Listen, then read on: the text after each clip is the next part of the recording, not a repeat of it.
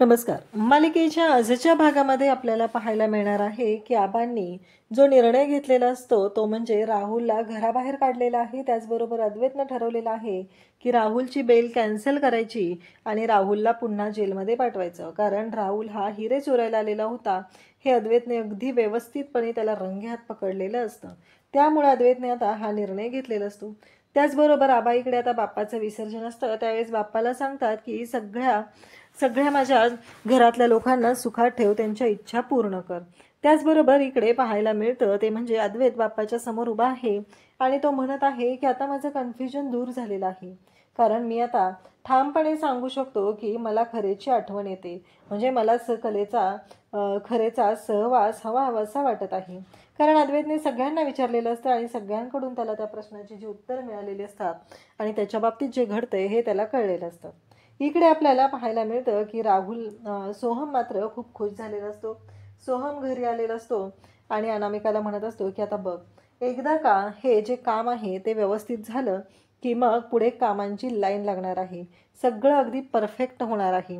आणि अनामिकाला मात्र खूप राग आलेला असतो. अनामिका म्हणत असते, जर ह्याला अशीच कामं मिळत राहिली तर माझं काय होणार आहे, माझ्या प्लॅनचं काय होणार आहे. माझा प्लॅन चौपट करण्यासाठी मला एक संधी मिळू दे. एक संधी मिळाली की मी ह्या सोहमची वाट लावणार आहे, असं सगळं अनामिकाच्या डोक्यात सुरू असतं. आणि अनामिका मात्र त्याच पद्धतीने बोलत असते. त्याचवेळी तिच्या हातामध्ये सोहमचा शर्ट असतो. तो शर्ट ती झटकवते आणि त्यातून एक कार्ड पडतं. ते म्हणजे संदीप आर्ट अँड क्राफ्ट्स. इकडे अद्वैतला फोटो पाठवलेला असतो कलाने. अद्वैत कलाचा फोटो पाहत असतो आणि अद्वैत म्हणत असतो की खरे ना काय पाठवले मला. तर तो फोटो पाहू लागतो. त्याचबरोबर तो विचार करत असतो की हे सगळं काय आहे, म्हणजे याचा अर्थ काय आहे. असं म्हणत तो ते फोटो पाहत असतो आणि म्हणत असतो की खरंच मी ना तुला खूप मिस करतोय. अद्वैतला कलाची आठवण येते. पण इकडे अनामिका जी आहे तिने आता पुढचा डाव टाकलेला आहे, तो म्हणजे सोहमला उद्ध्वस्त करायचा. त्यासाठी तिने रोहिणीची मदत घेत आहे आणि रोहिणीकडे त्याने सांगू लागते की सोहमच्या खिशामध्ये हे कार्ड मला सापडलेलं आहे. म्हणजे सोहमने स्वकर्तृत्वावर हे काम मिळवलेलं आहे असं वाटत असताना संदीप आर्ट अँड क्राफ्ट्स हे कार्ड जे आहे ते आता सापडल्यामुळं रोहिणी ते कार्ड पाहते आणि म्हणू लागते, हे तर जो संदीप देशमुख आहे तो अद्वैतचा चांगला मित्र आहे. म्हणजे हे कार्ड अद्वैतने त्याला दिलेलं आहे, असा प्रश्न उद्या उभा राहतो. आणि अनामिका मात्र आता तिलाही धक्का बसलेला असतो. म्हणजे या दोघींचा प्लॅन सुरू होतो, तो म्हणजे सोहमला बर्बाद करण्यासाठी. सोहम चुकीचा आहे हे दाखवण्यासाठी. म्हणजे सोहमला हे दाखवून द्यायचं आहे त्यांना की तू जे काम मिळवलेलं आहे ते तुझ्या कर्तृत्वावर नाही, तर अद्वैतनं रेफर केलेलं आहे म्हणून तुला हे काम मिळालेलं आहे. त्याचबरोबर आपल्याला आजच्या भागामध्ये पाहायला मिळणार आहे ते म्हणजे आबा ज्या पद्धतीने राहुलची हकलपट्टी करत आहेत. रोहिणीचा डाव तिच्या अंगलट आलेला आहे हे तिच्या लक्षात येतं आणि ती सुद्धा राहुलला वाटेल त्या शब्दात बोलत असते. आणि त्याचबरोबर आबा म्हणतात की बरं झालं, म्हणजे तू चांदेकरांच्या घरात जन्माला आला नाहीस. म्हणजे आबांनी स्पष्टपणे तिथं सांगितलेलं आहे की तू चांदेकर नाहीस, हे आपल्याला पाहायला मिळत आहे. त्यासाठी हा व्हिडिओ शेवटपर्यंत पहा. त्याचबरोबर चॅनलवरती नवीन असाल तर चॅनलला सबस्क्राईब करा, व्हिडिओला लाईक करा. इकडे राहुल म्हणत असतो की मी खरंच बाप्पाचं दर्शन घेण्यासाठीच आलेलो होतो, असं राहुल सांगत असतो. आणि त्याचबरोबर हे सगळं जेव्हा चालू असतं तेव्हा मात्र अद्वैत म्हणत असतो की खरंच. तेव्हा आबा म्हणत असतात की खोटं बोलू नको, बाप्पाच्या नावाखाली तू खोटं बोलू नको, एवढं लक्षात ठेव, असं म्हणत आबा चिडलेले असतात. आबा ओरडत असतात. आबा म्हणत असतात की बाद झालं, आतापर्यंत खूप ऐकून घेतलेलं आहे तुझं, आता नाही, आता खूप झालेलं आहे, असं म्हणत आबा ओरडत असतात आणि त्याला दाखवून देत असतात की त्याची लायकी काय आहे. त्याचवेळी सरोज त्याचबरोबर सगळेजण बोलत असतात.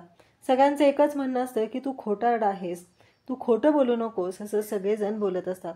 सरोज सुद्धा म्हणत असते की नाही आबा, याचा काहीतरी वेगळा प्लॅन होता आणि म्हणूनच तो असा चोरून आलेला होता. याला बाप्पाचं दर्शन घ्यायचं होतं, तर बाप्पाच्या दर्शनासाठी असं चोरून यायची गरज काय होती. सगळ्यांच्या समोर यायचं. तेव्हा तो म्हणू लागतो, बघितलं ना की मी सगळ्यांच्या समोर आलो असतो तर किती त्रास होतोय तुम्हाला त्रास होईल म्हणूनच मी हे केलेलं होतं, असं इकडे तो सगळ्यांना सांगत असतो. पण त्याला कुठं माहिती आहे की त्याचा मूर्खपणा त्याच्या सांगलट येणार आहे. राहुल मात्र हे सगळं बोलत असतो. रोहिणी म्हणते की हा मुलगा प्रत्येक वेळेस अडकतो आणि मलाही अडकवणार आहे एक दिवस, असं म्हणत रोहिणी म्हणते की जा, आत्ताच्या आत्ता तू चालता हो. मला ना नको आहे तू माझ्या आयुष्यामध्ये, असं रोहिणी बोलत असते. तेव्हा मात्र सरोज तिथे येते आणि म्हणते, रोहिणी तू शांत हो, नको तुला त्रास करून घेऊ. म्हणजे हे सगळं रोहिणीचं नाटक आहे आणि बिचाऱ्या सरोजच्या मात्र हे लक्षातच येत नाही. ती मात्र म्हणत असते की रोहिणी नको त्रास करून घेऊ. इकडे मात्र आता सोहम त्याचबरोबर घरातले सगळेजण असतात आणि मग सरोज रोहिणीची समजूत घालायला तिच्याजवळ जाते. तिला सांगू लागते की काळजी करू नकोस, सगळं व्यवस्थित होईल असं ती रोहिणीला सांगत आहे.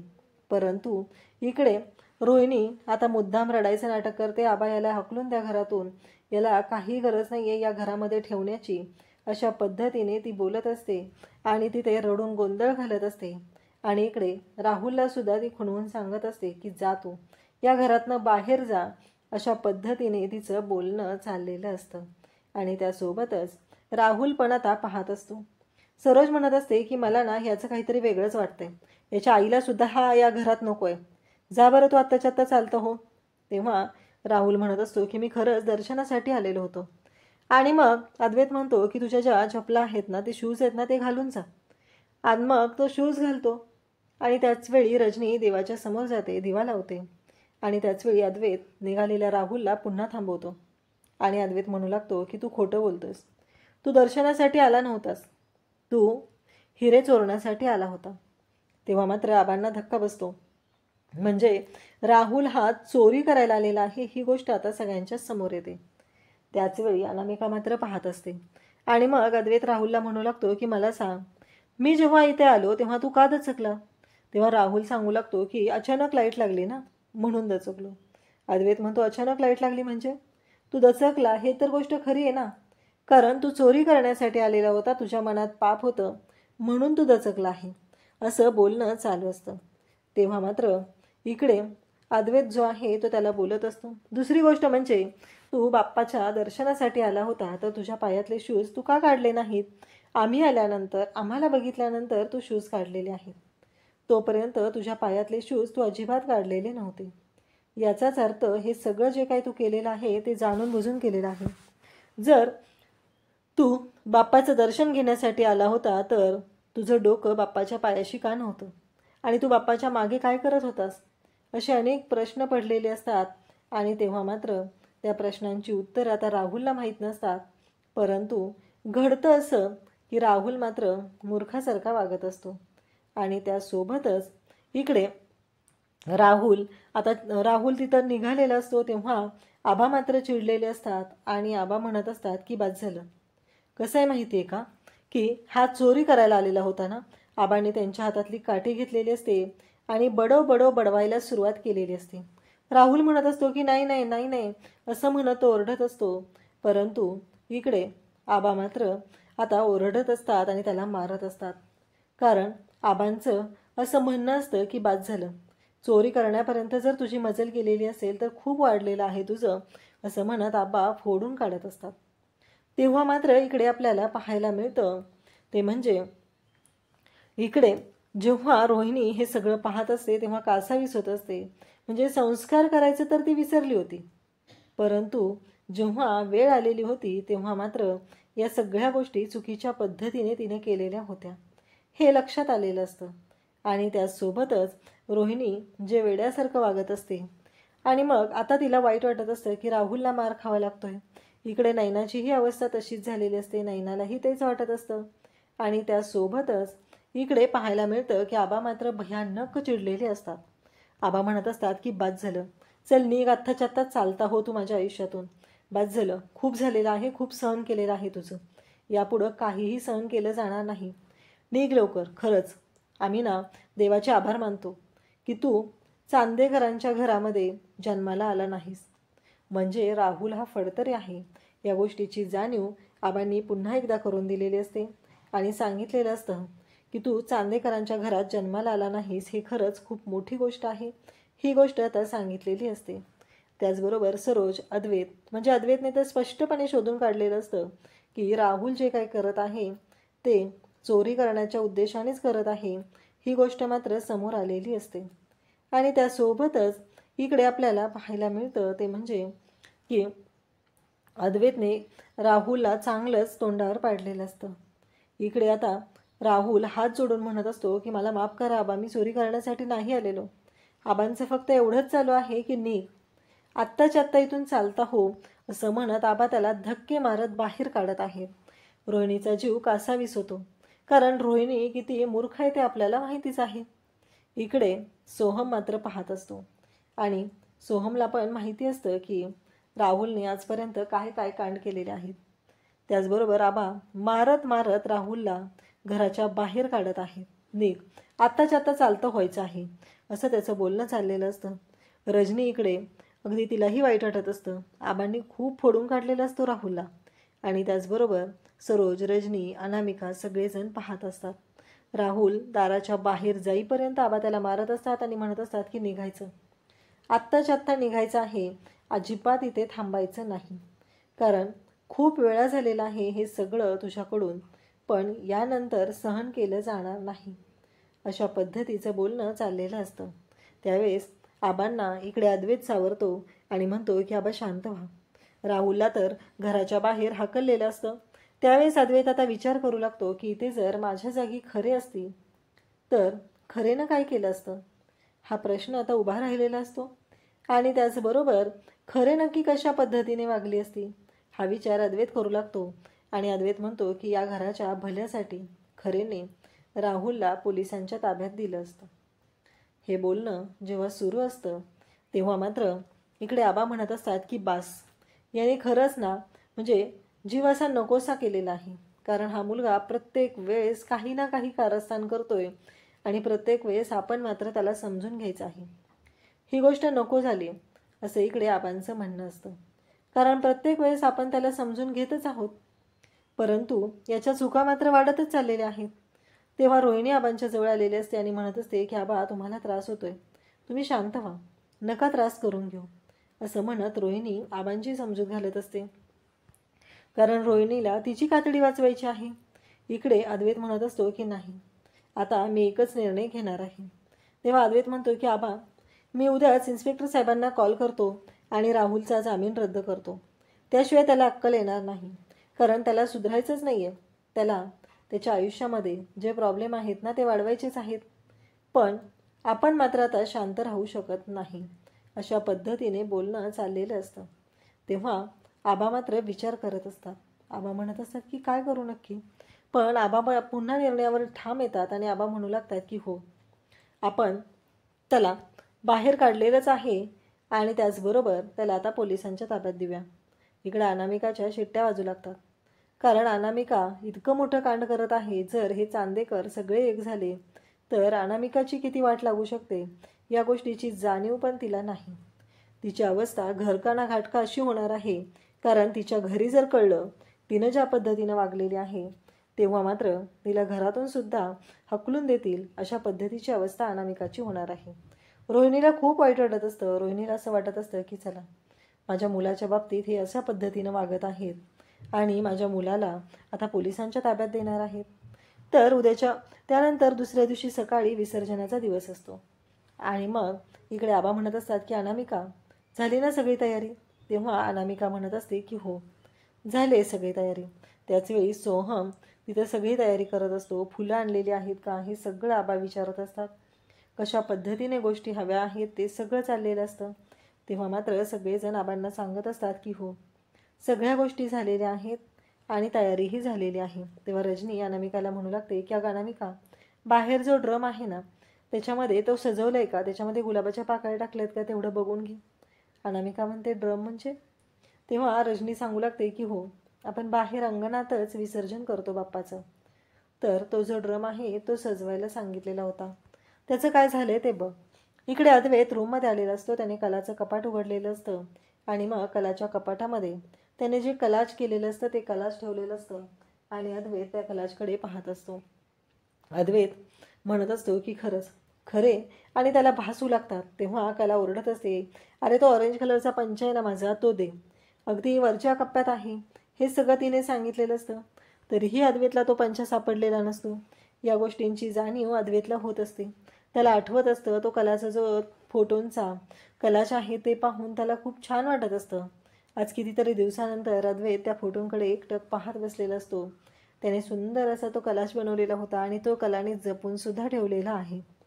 त्याचबरोबर इकडे अद्वैत तिथे कपडे शोधत असतो तेव्हा त्याला आठवतं जेव्हा खरे एकदा पाण्याने भिजली होती, चुकून तिच्याकडून शॉवर ऑन झालेला होता आणि तेव्हा मात्र खरेची जी धांदल उडालेली होती ती त्याला आठवत असते. आणि त्याचबरोबर तो म्हणत असतो काय हे, आणि जोरात कला ओरडते की कपडे खाली पाडलेस का, हेही त्याला आठवत असतं. आणि त्यासोबतच अद्वैत पाहत असतो. आणि इकडे आता अद्वैतचं मन त्याच्यासोबत बोलायला आलेलं असतं. त्याचं मन त्याला म्हणत असतं की काय झालं, म्हणजे हे सगळं काय आहे, अशा पद्धतीने त्याचं मन त्याच्याशी बोलत असतं. आणि मग केला का पसारा, नाही तू पसाराच करणार आहे, हा सगळा गोंधळ तुलाच घालायचा आहे, हे सगळं त्याचं मन त्याच्याशी बोलत आहे. त्यासोबतच इकडे पाहायला मिळतं ते म्हणजे अद्वैत म्हणत असतो की उचलतोय ना मी, आणि काय हे कला घरात नसली तरीही तिची आठवण मला काय येते, मी एवढा कासावीस का होतोय, हे सगळं चाललेलं असतं. आता रोहिणीला राग आलेला असतो. रोहिणी मात्र इकडे राहुलला कॉल करते आणि म्हणत असते की त्या अद्वैतनं प्लॅन केलाय तुझा जामीन रद्द करायचा आणि तुला पुन्हा पोलिसांच्या ताब्यात द्यायचं. तेव्हा तो राहुल म्हणू लागतो की आता काहीतरी करावं लागणार आहे, कारण एक गोष्ट मामा लक्षात येते का तुझ्या, हा अद्वैत जो आहे ना तो आधी एवढा हुशार नव्हता, त्या कलासोबत राहून राहून ह्याचं डोकं जरा जास्तच चालायला लागलं. तेव्हा रोहिणी म्हणत असते की हो, आता असं काहीतरी करायचं आहे की त्यांना जन्माची अद्दल घडली पाहिजे. अशा पद्धतीने रोहिणीचं आणि राहुलचं बोलणं चाललेलं असतं. आता राहुलला जामीन त्याचा कॅन्सल करून त्याला पुन्हा जेलमध्ये पाठवलं जाणार असतं. इकडे रजनी किचनमध्ये काम करत असते तेव्हा अद्वैत तिथे येतो आणि तिला मदत करू लागतो. तेव्हा रजनी म्हणते अरे मी करते, नाही काही प्रॉब्लेम नाही आहे, मी करून घेईल. तेव्हा अद्वैत म्हणत असतो की सांग ना, खरे तुला मदत करायची ना. तेव्हा रजनी म्हणते की नको, तू आणखी काम वाढवून ठेवशील. तेव्हा अद्वैत म्हणतो हे वाक्य मी खूप वेळा ऐकलं आहे, मी करू शकतो, सांग मला काय करायचं आहे.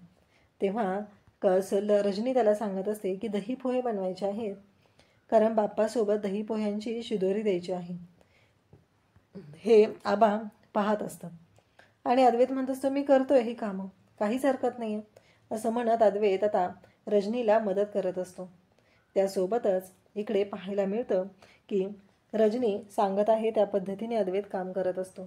आणि अद्वैतला तिने सांगितलेलं सुद्धा असतं की बाप्पासोबत ही शिदोरी जाताना द्यायची आहे. अद्वैत म्हणतो की चालेल. आणि अद्वैत आता जे सांगत आहे त्या पद्धतीने इन्ग्रेडियंट त्या दही पोह्यामध्ये टाकत असतो. आणि आबा तिकडून पाहत असतात. तेवढ्यात रजनीला आवाज कोणीतरी देतं म्हणून रजनी आले आले म्हणत जाते. तेवढ्यात आबा इकडे म्हणतात की अद्वैत इकडे या. अद्वैत म्हणतो की हो आलो. आणि मग म्हणतो की ही शिदोरी जाताना द्यायची आहे ना, मी याच्यावर झाकून ठेवतो, म्हणजे काही प्रॉब्लेम नाही येणार. आणि असं म्हणत जरा वेळ ते पोहेही भिजतील असं अद्वैतला वाटत असतं. आणि म्हणूनच अद्वैत त्याच्यावरती प्लेट झाकतो आणि आबांकडे येतो. आबांकडे आल्यानंतर अद्वैत मात्र आता विचार करत असतो. अद्वैत म्हणत असतो की नक्की काय करावं लागणार आहे. या सगळ्या गोष्टींचा अद्वैत विचार करत आहे. अद्वैतला मात्र प्रश्न पडलेला आहे की काय करू, गोष्टी कशा पद्धतीने हँडल करू, हा प्रश्न मात्र अद्वैतच्या समोर होता. आता आबांनी अद्वैतला काम सांगितलेलं असतं आणि अद्वैत मात्र आबांनी सांगितलेलं काम जे आहे ते करण्यासाठी निघालेलं असतो. आबा म्हणतात की अद्वैत, अरे ते माझी दुपारची गोळी, तू कलाची सगळी कामं करायची ठरवलेत ना, मग माझी दुपारची गोळी राहिली ती तेवढी आणून दे बरं. तेव्हा अद्वैत म्हणतो हो आबा आलोच. असं म्हणत अद्वैत आता दुपारची गोळी जी आहे ती आणून द्यायची आहे त्यासाठी निघालेला असतो. आणि त्याचवेळी आबा मात्र त्याच्याकडे पाहत असतात. आणि आबा मात्र त्याला म्हणत असतात की जमतंय ना. आणि मग म्हणतात की पाणी राहिलं ना, नाही पाणी दिलं नाही आहे ना म्हणून विचारलं, असं आबा त्याला सांगतात. तेव्हा तो आबांना पाणी आणून देतो. तेव्हा मात्र अद्वैतला एकच प्रश्न पडलेला असतो की खरे ही कामं कशी करत होती इतकी. आणि अद्वैत मात्र आता विचार करत असतो. आबा म्हणतात काय झालं रे. अद्वैतला कलाचे विचार येतात आणि तो पुन्हा आता त्या तंद्रीमध्ये जाऊ लागतो. तेव्हा इकडे आबांना अद्वैत सांगू लागतो की आबा एक विचारायचं आहे, माझा एक मित्र आहे ना, तो एका व्यक्तीबरोबर एकत्र राहत होता, पण आता त्या व्यक्तीची त्याला सारखी आठवण येते. हे ऐकल्यानंतर आबांच्या लक्षात येतं अद्वैतला नक्की काय बोलायचं आहे. आबा म्हणतात की असं आहे का, बरं अजून काय होतं तुझ्या मित्राला, असं आबा विचारू लागतात. तेव्हा मात्र अद्वैत सांगत असतो की त्याला ना त्या व्यक्तीची सारखी आठवण येते, कारण ती व्यक्ती ना आता त्याच्यासोबत राहत नाही आहे, ती गेलेली आहे ना निघून बाहेर म्हणून. तेव्हा आबा म्हणतात की सांगतो तुला कसं आहे माहिती आहे का, माझं आणि शारदाचं जेव्हा लग्न झालं ना, तेव्हा आमच्या बाबतीतही असंच होत होतं. म्हणजे तुला खरं सांगायचं म्हणजे जेव्हा लग्न जमलं ना, तेव्हा मी आणि शारदाने एकमेकांना पाहिलंच नव्हतं. आणि तेव्हा तुमच्यासारखं आता जे असतं ना, ते भेटायचं वगैरे, एकमेकांना समजून घ्यायचं, त्या गोष्टी नव्हत्या. मग मला असं वाटलं की मी लग्नात पाहिलं शारदाला. पण तिथं पण ते शक्य नाही झालं. कारण जेव्हा तिला मंडपात मी पाहिलं, तेव्हा डोक्यावरती त्या मंडोळा वगैरे हे सगळं होतं. त्यामुळे तेव्हाही मी नीट नाही पाहिलं. आम्ही दोघांनी लग्न झाल्यानंतर एकमेकांना पाहिलं आणि त्यानंतर मग आमच्यातलं जे काय नातं होतं ते कशा पद्धतीने बहरत गेलं हे इकडे आबा सांगत असतात. आणि तेव्हा मात्र आबा जेव्हा हे सगळं बोलत असतात तेव्हा अद्वैत ऐकत असतो. आणि आबा म्हणतात की आमच्या दोघांमध्ये खूप भांडणं व्हायची, पटायचं नाही, पण त्या भांडणामधूनच प्रेम वाढत गेलं. आणि नंतर मात्र आता मला अजूनही असं जाणवतं की शारदा माझ्यातच आहे, माझ्यासोबतच आहे. शारदा मला सोडून अजून कुठंच गेलेली नाही. इतकी वर्ष झालेत असं आबा बोलत असतात. आणि तेव्हा मात्र अद्वैत आबांकडे येतो, आबांना समजवू लागतो. आबा इमोशनल झालेले असतात कारण शारदाची त्यांना आठवण आलेली असते. तेवढ्यात अनामिका तिथे येते. सगळी तयारी झाली आहे का सोहमला विचारलं जातं. सोहम म्हणतो, दादा हा शर्ट आणलाय, थोडी खरेदी केली, कामाचं सगळं व्यवस्थित चालू आहे. मग तो शर्ट जो आहे तो अद्वैतला दाखवतो, रजनीला दाखवतो. सगळे खुश होतात आणि सोहमचं कौतुक करू लागतात. त्याचबरोबर इकडे सोहमलाही खुश झाला. अनामिका म्हणते की सोहम हे सगळं तुझ्या कष्टाने मी झालेलं आहे, हे सगळं तुला तुझ्यामुळे मिळालेलं आहे असं म्हणत देवाला दिवा लावते आणि कौतुक करू लागते. त्याचबरोबर सोहमला तिथे गोड भरवते आणि म्हणते हे सगळं तू खायचं हा असं म्हणत सोहमला जबरदस्ती तिने खाऊ घातलेला असतो, तो म्हणजे पेढा. इकडे अद्वैत खुश असतो आणि मग सोहम अद्वैतकडे येतो. दादा सगळं ठीक होणार आहे, तो आबांचा आशीर्वाद घेतो. त्याचबरोबर रजनी त्याच्याजवळ जाते आणि रजनीसुद्धा त्याचं कौतुक करते. सगळेजण सोहमचं कौतुक करत असतात. सोहम पण तेवढाच खुश झालेला असतो कारण त्याच्या स्वकर्तृत्वावर त्याला काहीतरी भेटणार असतं. ही गोष्ट खूप मोठी असते.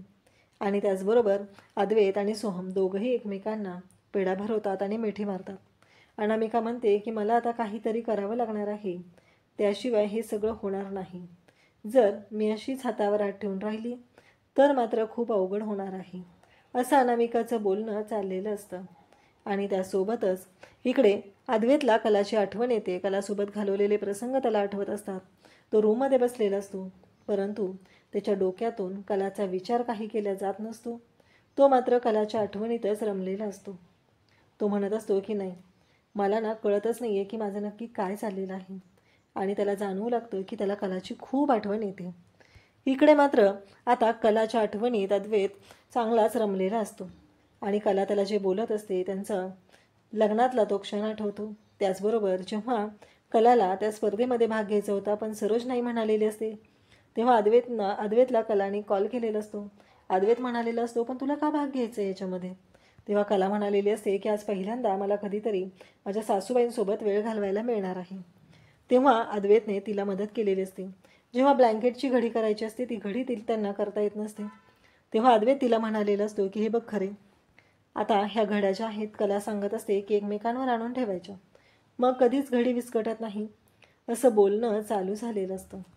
आणि त्यासोबतच जेव्हा मंगळागौरीच्या वेळेस कलाला तिथे सर्पदंश झालेला असतो तेव्हासुद्धा अद्वैतनं तिची मदत केलेली असते, काळजी घेतलेली असते. अद्वैत म्हणतो की बाप्पा हे माझं कन्फ्युजन दूर कर.